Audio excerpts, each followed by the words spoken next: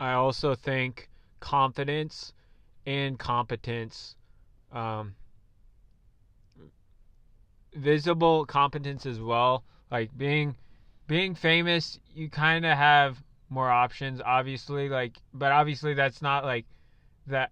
That's not like a requirement to be famous, but like fame does attract women. Visibly competent, like being good at something in the public eye or in a group, it can attract women a lot. Confidence, obviously, like being confident enough to walk up to girls and get rejected and not lose frame, like not get mad or sad or anything, just be like, all right, like move forward.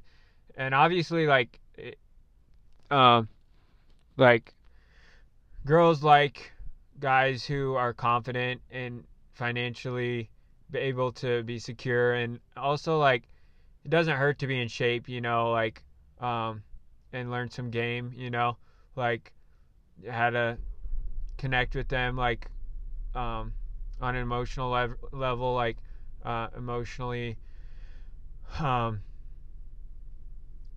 engaging their emotions, like getting them, whether it's getting them to laugh, being mysterious, being, you know, overly confident just for like a game, But just if you don't have women or success with women yet, you have to have psychotic confidence. That's from Psych Hacks.